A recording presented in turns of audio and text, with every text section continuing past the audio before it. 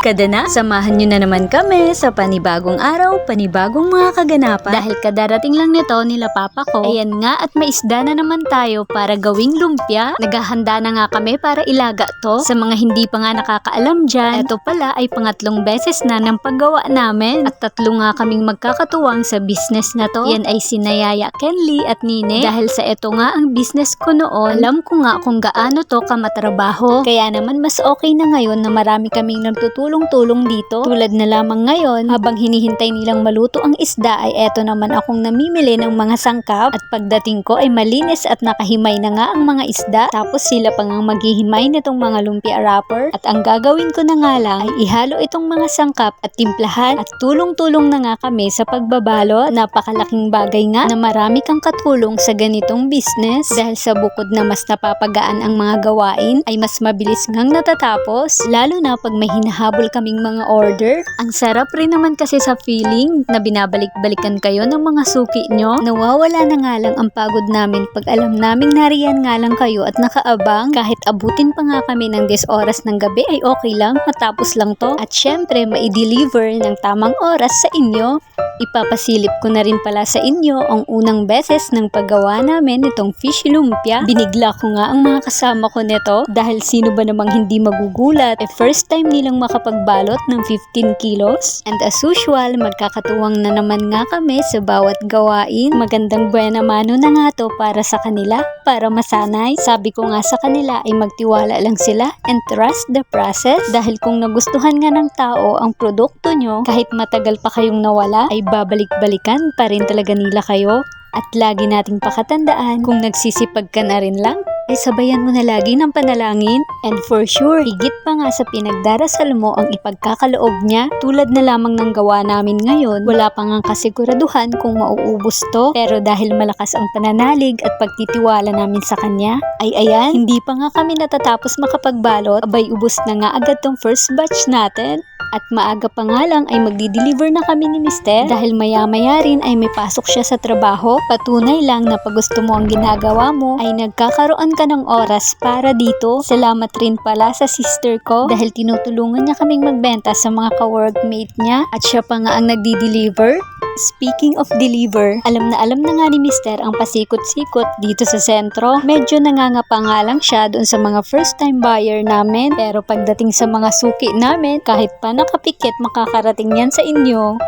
Ngayon ko nga lang na-realize na hindi pala biro ang pinagdadaanan ng mga delivery rider natin. Yung kahit mainit o maulan, nakakarating pa rin bawat order o parcel nyo at sinisigurado nilang maihatid ito ng maayos sa inyo. Kaya kung ikaw na may kasungitan at mas pagod pa kung humarap sa kanila, huwag naman ganun. Humarap yan sila sa'yo bilang tao. Gawin mo naman ang parte mo. Ano ba naman na harapin mo sila ng maayos at magpasalamat? Wala naman yatang mawawala sa'yo. Tama! O siya, samahan nyo na nga lang kaming mag-deliver para maipasyal ko na rin kayo dito sa lugar namin.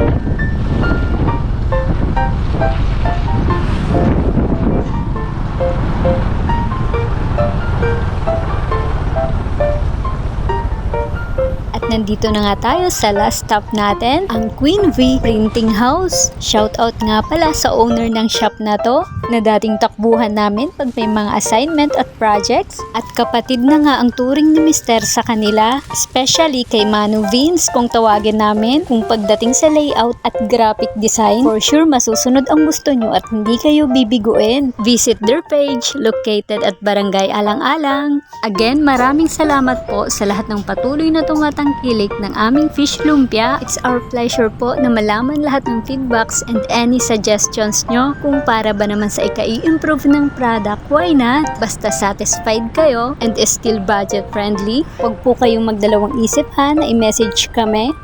At bago pala kami umuwi ay dumaan muna kami ni Mister dito para bumili ng maaalmusal. Iba't ibang mga kakanin nga ang binibenta nila dito. At tuwing umaga ay talaga namang sinasadya to ng mga taga rito. Maganda nga tong panglaman ng tiyan bago sumabak sa matinding trabaho. Kaya naman kailangan natin ng lakas dahil magsisimula pa lang ang araw natin. O siya, paano ba yan? Hanggang dito na lang muna. Hanggang sa mga susunod na ganap. Salamat!